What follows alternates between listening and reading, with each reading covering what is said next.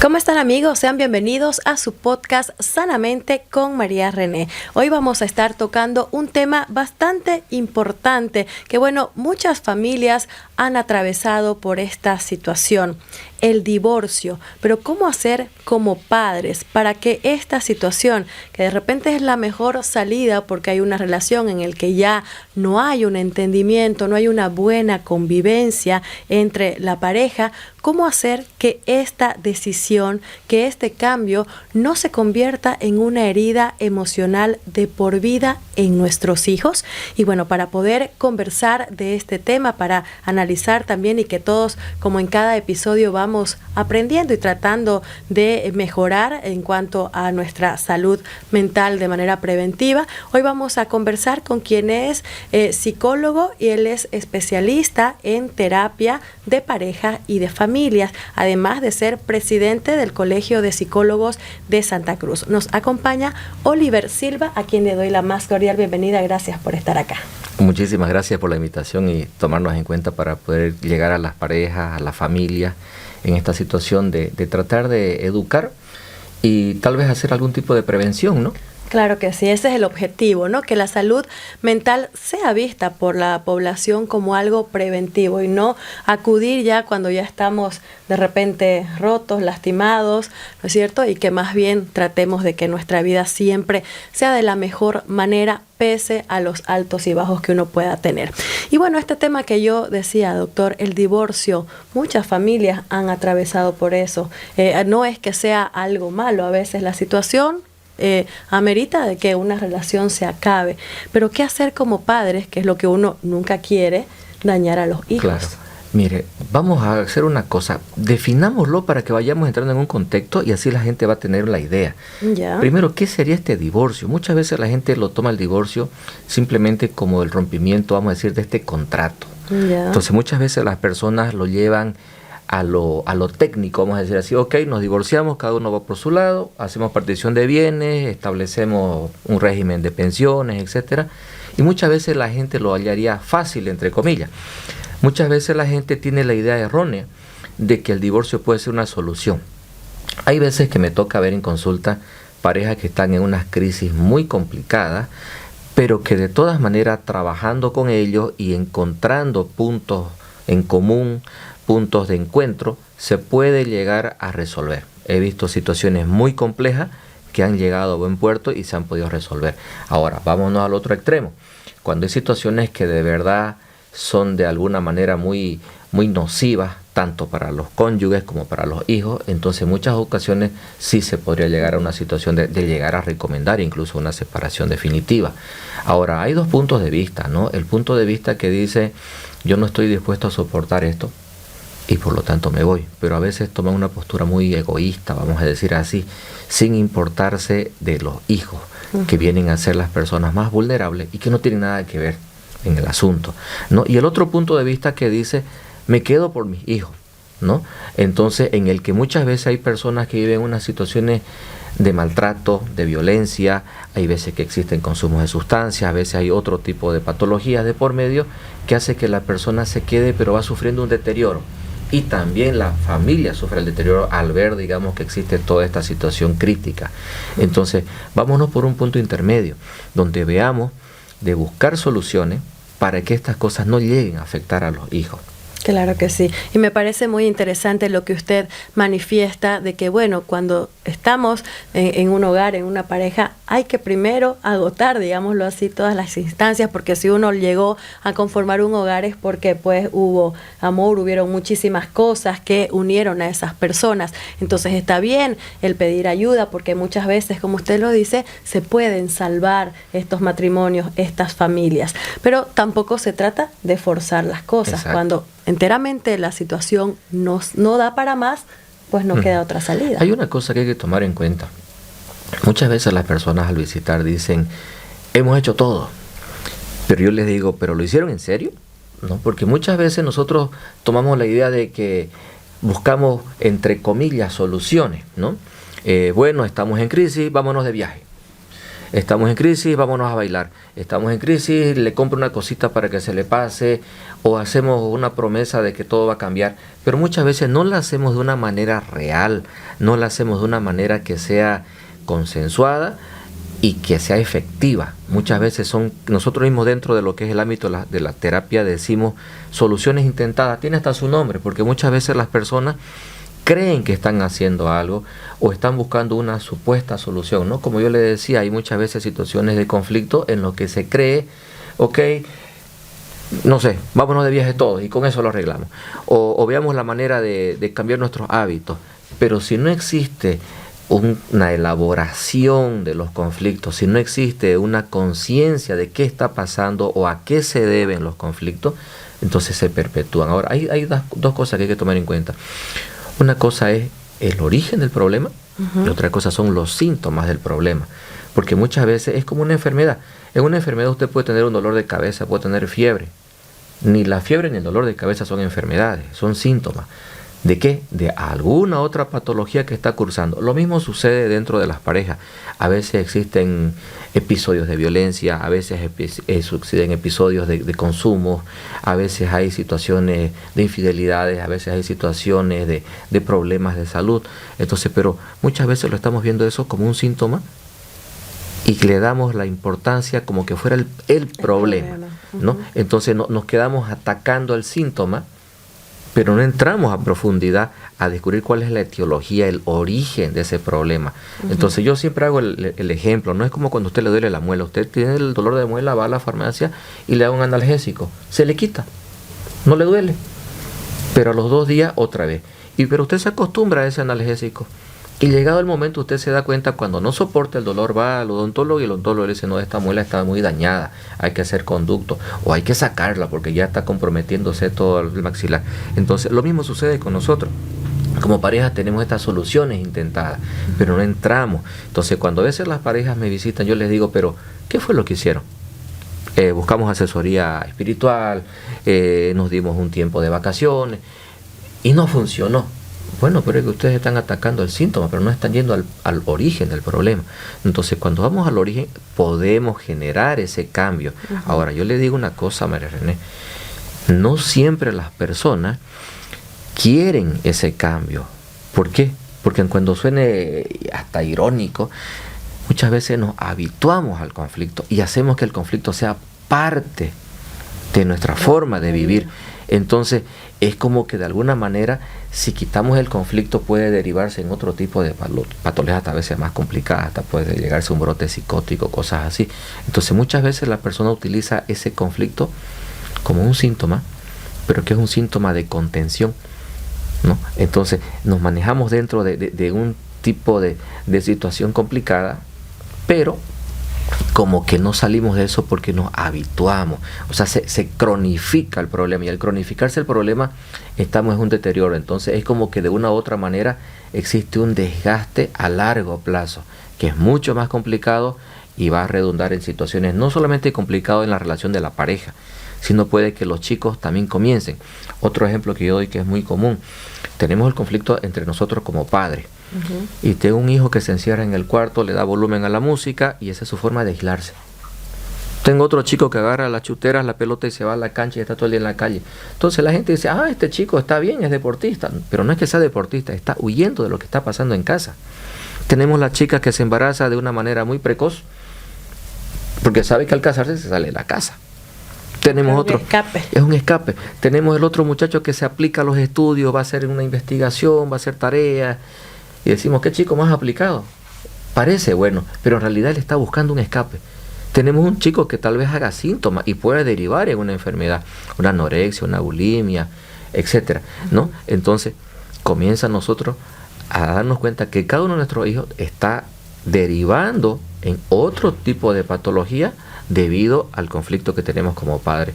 Entonces, muchas veces nosotros, el perpetuar o cronificar el problema hace que también esto se extienda. O tenemos un hermano de nosotros, o tenemos la madre de nosotros, cosas que se van derivando y se va expandiendo, digamos, ¿no? Entonces no podemos ser tan simplistas muchas veces de decir, no, es un problema de violencia. Es que si no hay violencia no hay problema. No, es que la violencia ha llegado porque cosas anteriores se han dado o de nuestra historia personal, porque muchas veces también hay que tomar en cuenta que nosotros al llegar a la pareja, cada uno de estos miembros de la pareja llega con todo un bagaje de experiencias, de información, tradiciones y taras mentales a veces que traemos de nuestras casas, y a unirnos con otra persona que también tiene sus historias, sus tradiciones y etcétera, y ahí es donde muchas veces explota, por decirlo así. Claro que sí.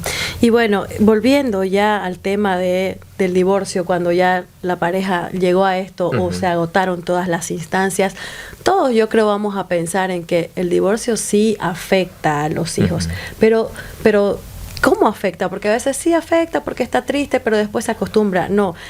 ¿De qué manera puede llegar a afectar a los hijos? Hay un concepto que hay que tomarlo bastante en cuenta.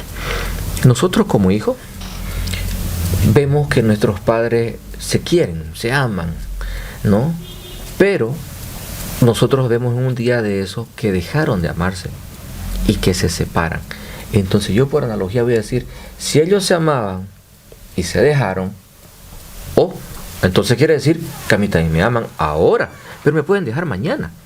Entonces ya eso entra en una situación que la persona, que este hijo, sea niño, sea adolescente, incluso de repente una persona que es joven todavía, puede decir, si ellos se amaban y se dejaron, yo corro peligro porque a mí me dicen que me aman. ¿Será que es verdad que me aman? ¿Será que es verdad que esto que ellos me plantean a mí es cierto?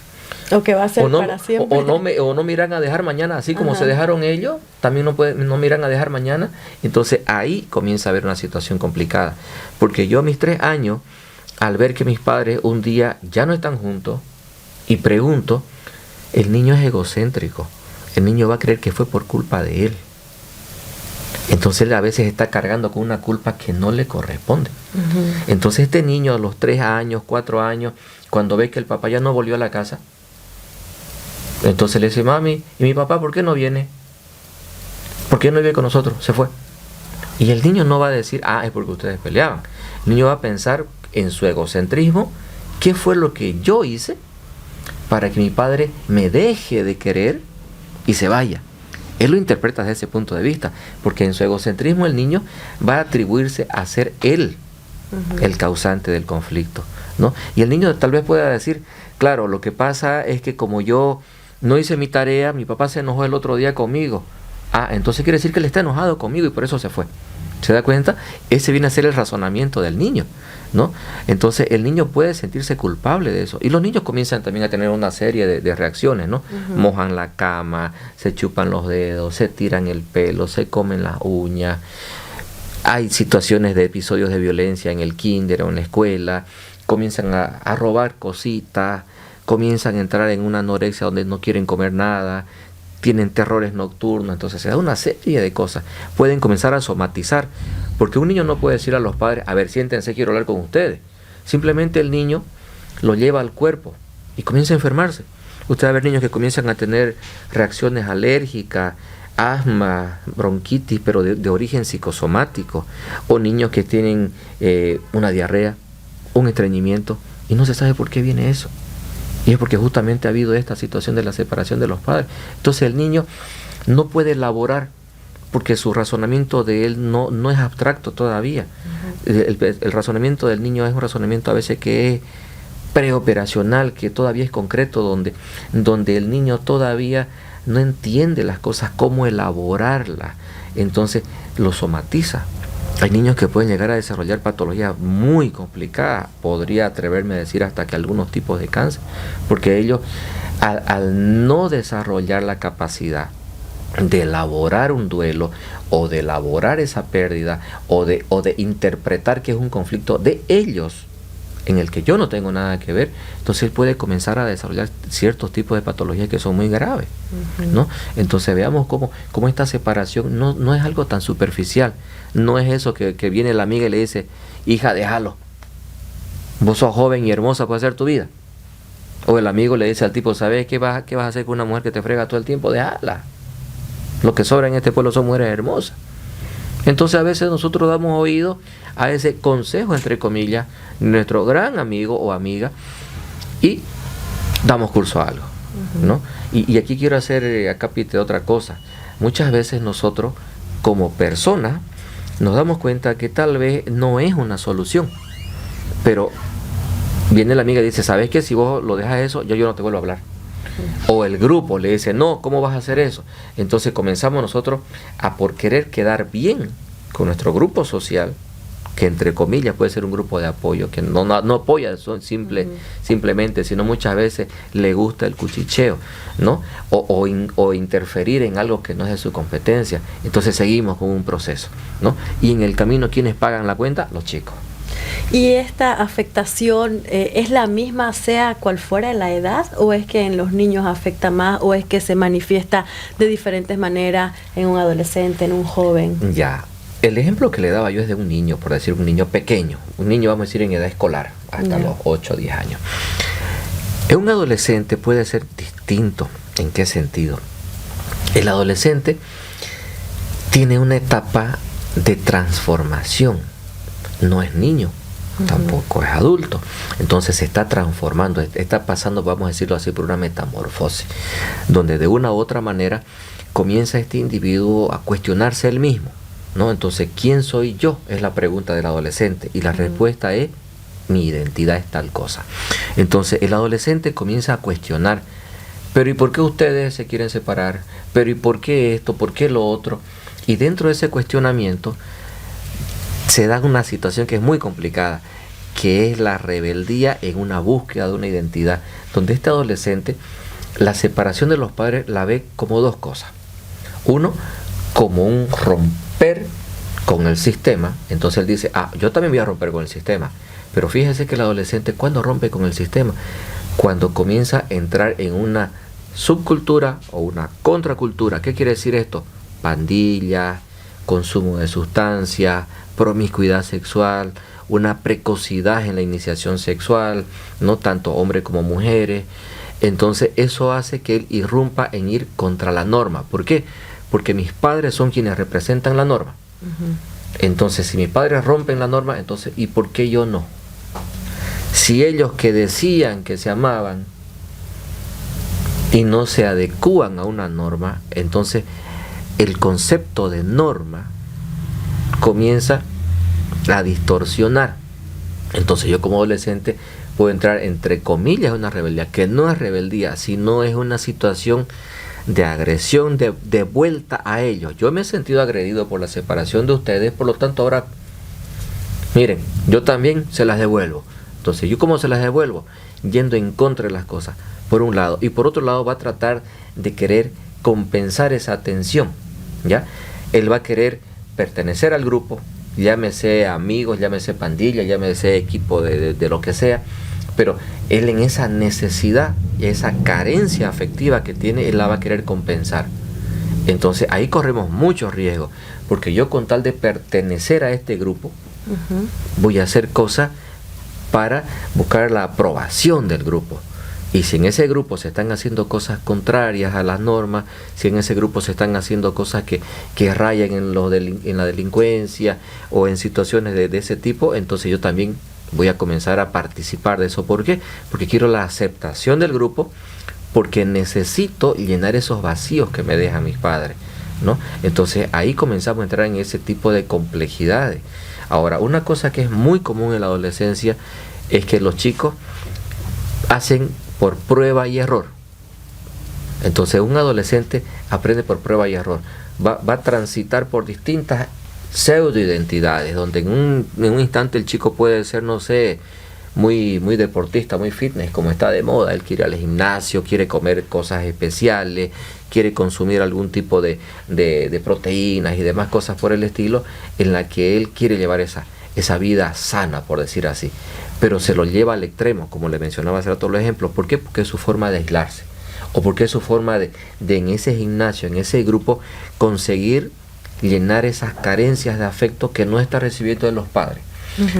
Puede probar otra situación. No, entra en un aspecto religioso, él va a visitar una iglesia de cualquier religión que sea, y él comienza a participar de las reuniones, de los servicios religiosos, y comienza a participar, pero no lo hace por una conversión, lo hace por llenar un espacio, porque la iglesia también le permite a él socializar, porque toda la gente le dice, qué bien que vengas, me alegra de verte. Entonces él puede interpretar eso como un afecto, lleno ese afecto, me quieren, porque me dicen hermanito, bienvenido, me encanta verlo por acá.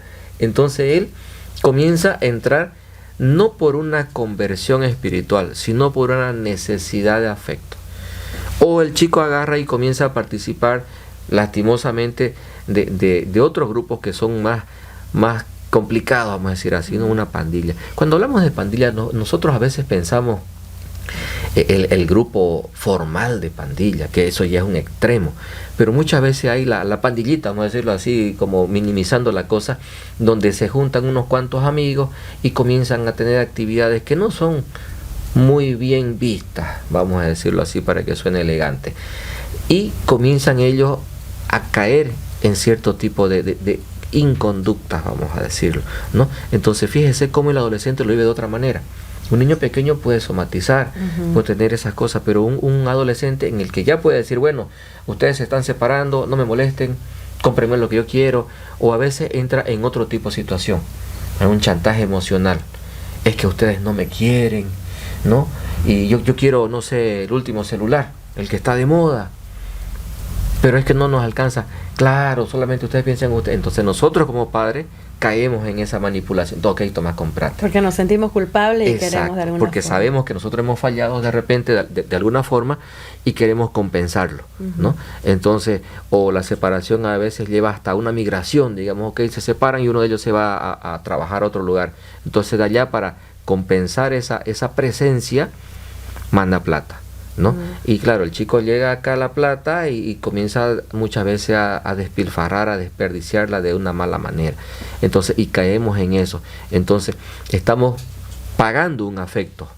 Entonces, el chico o chica va a comenzar a transaccionar el afecto. ¿Se da cuenta? ¿Se da cuenta de lo que va implicando eso? Sí. O sea, compro o vendo afecto. Entonces, ¿me quieren?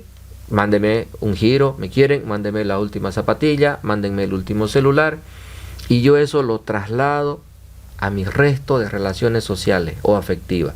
Entonces, si vos me querés, me comprás, si vos me querés esto, o como yo te quiero, te regalo tal cosa. Entonces comienza a ver eso, ¿no? Y eso nos puede llevar a una promiscuidad sexual, porque estamos comercializando el afecto, hasta una prostitución si usted quiere, porque al tener la idea de que el afecto se comercializa, se compra, se vende, entonces le ponemos un precio a nuestro afecto. ¿Se da cuenta? Entonces comienza a haber unas implicaciones que son un poquito más turbias, vamos a decirlo que así. pueden llegar realmente, ¿no? La cadena puede seguir. Y bueno, pero ¿qué hacer como padres para tratar de que esta afectación sea lo menor posible? Usted hablaba, por ejemplo, de que no nos sentamos a comunicarle, o ellos no se sientan a comunicarnos qué sienten en ese momento. Creo yo que en una etapa de divorcio, no sé si me estoy equivocando, pero la mayoría de las parejas que se divorcian, en lo último que piensan es en decirle a los hijos. O sea, a veces los hijos se enteran después o no lo hacen parte del proceso. Exactamente. ¿Qué es lo adecuado? Eso es lo que justamente quería ir. Ahora, ¿cómo le comunicamos? Ajá. Nosotros obviamente es evidente que estamos mal porque nos hablamos áspero, nos gritamos, nos ofendemos, nos insultamos, y de alguna forma, por decir así, se nota. Ya. Ellos lo sienten, los hijos. 3 cosas. Lo sienten porque el ambiente se nota, lo ven porque vemos y lo viven, ¿no? Entonces lo van experimentando. Entonces llega un momento donde muchas veces, antes de que sea el divorcio, es, ¿sabes qué? No me cansé porque yo te voy a dejar. No me molesté porque esto no va y hay que divorciarse. Entonces ya comenzamos a vivir como hijos esa crisis. Pucha, escuché que se quieren divorciar. ¿Es cierto? Entonces, digámoslo en las distintas etapas, ¿no? Yo como un niño pequeño escucho el divorcio y me asusto, porque yo no lo entiendo. Yo en mi niñez no lo entiendo, ¿no? O yo como adolescente me asusto porque eso para mí implica distintas cosas, implica un estigma social. Porque, pucha, ¿y ahora quién me va a recoger del colegio? Y ahora, ¿cómo voy a decirles a mis amigos que mis padres no están? Porque a veces no solamente que el divorcio implica la separación, implica toda una serie de cosas, ¿no? El presupuesto no es el mismo, a veces tenemos que dejar nuestra casa e irnos a vivir a otro lado. Entonces todos esos cambios le afectan al adolescente. Entonces, cuando nosotros como padres comenzamos previo a un divorcio a manifestar la idea, Entonces, de que nos vamos a divorciar, de que esto ya no va, de que te mando los papeles o búsquete tu abogado que yo tengo el mío. El adolescente, ¿cómo lo ve? El adolescente lo ve como una situación de crisis, de precariedad. Esto no va, ¿y qué va a pasar con nosotros? ¿Nos vamos a quedar en la casa? ¿Nos vamos a ir a vivir a otro lado? ¿No? ¿Con quién me voy a quedar yo? ¿Con mi padre? ¿Con mi madre? ¿O con quién me gustaría quedarme a mí? ¿No? O si nos trasladamos, voy a perder a mis amigos, ¿no? Voy a tener que trasladarme de colegio porque nos vamos a trasladar lejos a otra parte. O ellos se separan y no, yo prefiero irme con mi abuela, ¿no? Entonces, cosas así ya implica para ese adolescente una situación de conflicto. Entonces, ni siquiera nos hemos divorciado y fíjese cómo ya va generando conflicto. Pucha, yo escucho que mis padres se van a divorciar, no solamente es perder ellos, sino la estabilidad, la identidad como familia.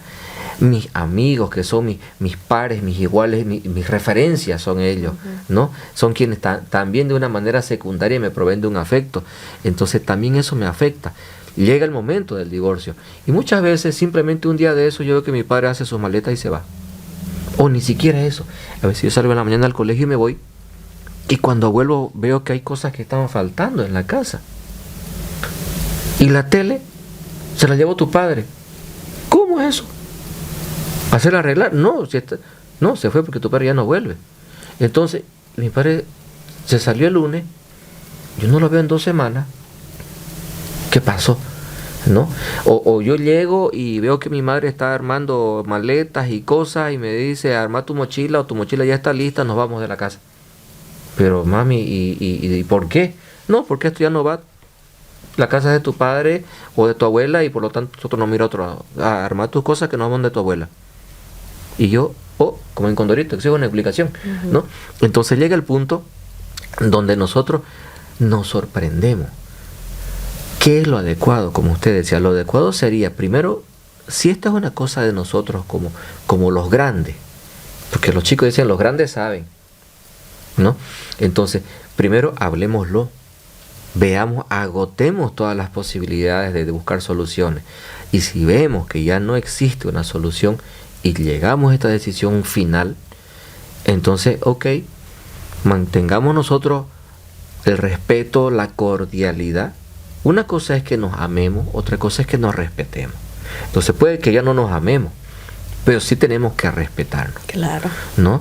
Entonces, eso también de la ley del hielo, que no nos hablamos y vemos en la casa de que pásame el azúcar o lleva esto allá o pedirle a tu madre siendo que la otra persona está presente, entonces eso también cae muchas veces hasta antipático, ¿no?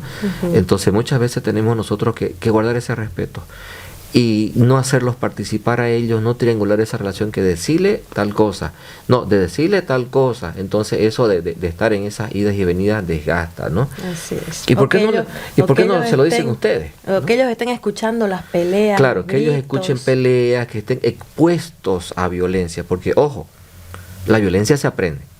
Entonces, si yo escucho violencia, si estoy sometido a constante violencia en mi ambiente, entonces aprendo la violencia. Y por lo tanto la voy a replicar en otra situación, en otro contexto, en el colegio, con mis amigos, con mi cortejita o cortejito, en mi universidad, en mi equipo de fútbol, en el trabajo que yo tengo, porque por ahí mis padres ya son gente grande, y yo también de repente ya soy ya una persona adulta joven, que yo a mis 20 años de repente estoy viendo conflictos, y también esta situación de estrés que se vive acá, la llevo yo a mi trabajo, la llevo a la universidad, la llevo a mi corteja, entonces también, ¿no? Ahora, una cosa que es importante, guardemos esa compostura.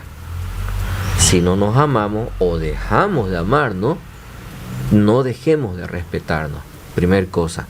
Segunda cosa, una vez que nosotros tengamos una decisión tomada y que salga una sentencia de divorcio, entonces lo correcto es decir, vamos a hacer una reunión, bueno, nosotros nos sentamos con nuestros hijos y decir, bueno chicos, a ustedes tenemos que decirle esto, nosotros estamos ya divorciando, ¿no? Nosotros no vamos a dejar de amarlo. Ustedes siempre van a tener nuestro apoyo, nuestro amor incondicional. Entonces, que ellos no se sientan dejados de amar. lo que planteaba al principio, ¿no? De que si ellos se dejan de amar, quiere decir que también me van a dejar de amar a mí, ¿no?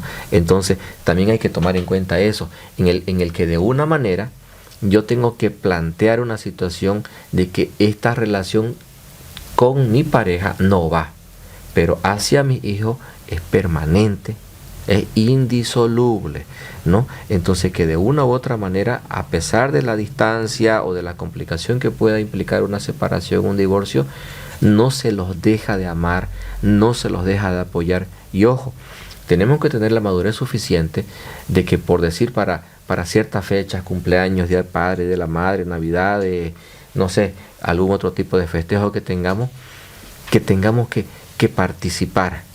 Por decir así, es Día del Padre, ok, yo como madre igual pago la cuotita de mi hijo para que mi hijo lo llame a su padre y haga el acto cívico y su padre se coma su salteña ahí. O es el cumpleaños del niño. O es el cumpleaños del niño, ok, vení, nos sacamos si querés la foto para que el chico la guarde, y si querés el resto de la fiesta, cada uno, vos te sientas en una mesa y yo me siento en la otra, ¿no? Entonces, pero que los hijos sientan que cuentan, yo valgo para mi padre, yo valgo para mi madre, yo valgo para los dos, estén juntos o estén separados, ¿no? Entonces ver la manera de que ellos no pierdan ese vínculo. Porque el divorcio es dejar de ser marido y mujer, esposo y esposa, pero nunca dejas de ser padre y madre. Exacto. Y eso es lo que primero creo tiene que estar en la mente del padre y la madre, de los adultos, ¿no? Pero a veces qué difícil es que los adultos actúen o razonen como adultos, ¿no? Hay un problema, porque muchas veces nosotros somos demasiado egoístas, ¿no? Entonces no nos ubicamos en el rol de padre o madre, nos ubicamos muchas veces en el rol de yo como individuo. Entonces mis necesidades, ¿no? No ubicamos el rol de decir nuestras necesidades, mi deseo, no nuestro deseo. Entonces yo tengo que saber diferenciarlo. Si tengo un conflicto de pareja, que eso no implique que repercuta en mis hijos. Si yo tengo un conflicto de pareja, lo resuelvo con mi pareja. Tampoco no se la cobro a los chicos, porque muchas veces tenemos esa manipulación, ¿no? Si no le compras ropa, no te lo puedes llevar. O toca, digamos, las visitas, y justo el día de que el padre tiene que ver al chico, como yo no quiero que lo vea, no, está enfermo, no vas a poder verlo, ¿no? O estamos de viaje, no vas a poder verlo, ¿no? O simplemente ese día agarro y me lo llevo a pasear yo, y viene el padre a buscarlo y no está. Y llama, ¿no? ¿Y dónde están? Porque he venido a recogerlo al chico, quiero llevármelo a pasear. No, estamos lejos, para el próximo fin de semana. Entonces lo estamos usando como botín de guerra. Y entonces, ok, yo me lo agarro y lo hago sentir mal al otro, ¿no? Y comenzamos a hacer ese tipo de manipulaciones. Incluso yo he visto cosas que son muchísimo más feas, vamos a decir así, cuando dentro del mismo proceso de divorcio, con tal de tener una tenencia, comenzamos a acusar de manera falsa. A inventar cosas. ¿no? No que ha habido cierto tipo de violencia sexual con el hijo, como para que el padre ya no tenga acceso al hijo. Entonces muchas veces no medimos las consecuencias. Imagínense, yo con tal de que mi esposo no la recoja a mi hija, me invento que hubo una agresión sexual. Imagínense, sin que haya habido nada. En el colegio nos toca ver esas cosas, le cuento. Entonces al colegio de psicólogos nos llega montonera de solicitudes y de que hay acusaciones falsas, y se tienen que hacer las evaluaciones, peritajes y demás cosas para comprobar o descartar o confirmar si han habido. Pero muchas veces estas acusaciones falsas consiguen el propósito. Ok, no puede visitar, ¿no? Pero imagínense, estamos hablando de una niña de 5 años que no está enterada de esas cosas, pero que esta niña de aquí, cuando tenga 15 años, pongamos, encuentra los papeles del divorcio por ahí guardados, y va a encontrar que el padre tuvo una situación de abuso sexual con ella, y ella va a decir, ¿qué pasó? Claro. Y que encima sea todo mentira, y que solo sea por mentira, el ¿no? capricho de la madre. Entonces, simplemente por abrogarse una tenencia, por no compartir la tenencia, o por querer sacar una ¿qué vamos a decir? Como se dice vulgarmente, una tajada más grande, ¿no? Entonces, esas cosas a veces no estamos midiéndolas y muchas veces estamos muy mal asesorados por lastimosamente algunos malos abogados que están haciendo un trabajo de, mire señora, yo a usted hago que se quede con su hija, pero vamos a decir tal cosa. Y que yo lo he visto, eso le cuento. Y que nos llegan ese tipo de cosas para que nosotros podamos hacer las evaluaciones y asuntos y no están midiendo las consecuencias a largo plazo. Y yo le digo eso porque también me ha tocado ver del otro lado, donde una señorita ya de 18 años encontró los papeles del divorcio donde habían estas cosas y ella, que lo amaba a su padre, le dice, papá, ¿qué pasó con esto? Y el tipo le dice, hija, esto no es cierto, fue tu madre que lo puso eso para que yo no te pueda ver. Imagínese. ¿Cómo se explica eso? Terrible. Entonces, son cosas que muchas veces no estamos midiendo, ¿no? Entonces, lo vemos, por eso le digo muchas veces al niño o niña como un botín de guerra, ¿no? Lo utilizamos para conseguir propósitos que son muy egoístas, ¿no? Entonces, los estamos usando como una cosita, como un objeto. Y eso cae ya en el total desprecio del respeto que tenemos que tener hacia nuestro hijo o hija. Y el daño que le estamos causando a él para toda la vida. Exacto. ¿No es cierto?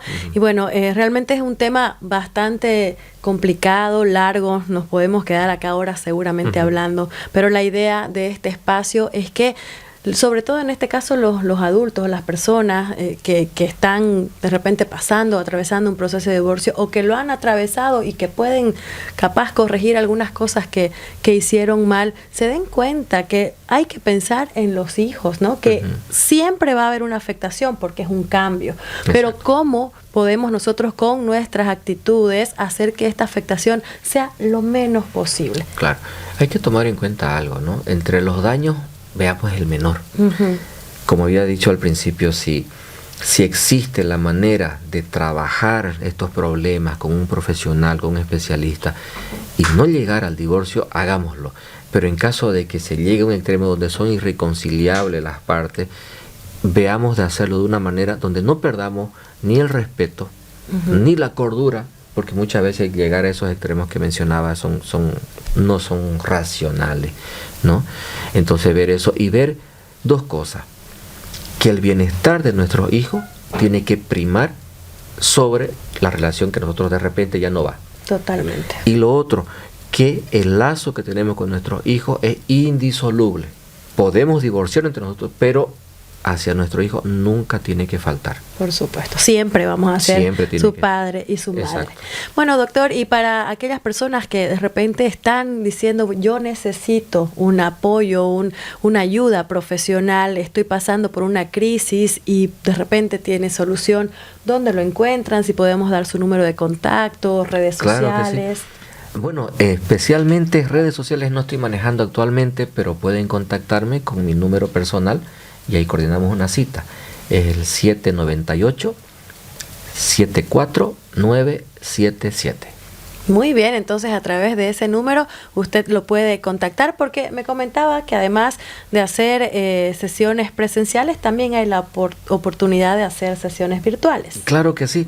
Con esto de la pandemia tuvimos que aprender nuevas habilidades, digamos, ¿no? Entonces también con personas que no necesariamente puedan estar acá en Santa Cruz y asistir a la consulta, podemos hacer virtuales también, ¿no? Tengo personas que atiendo de otros países y podemos ver eso también de organizarnos y ver la manera de coordinar.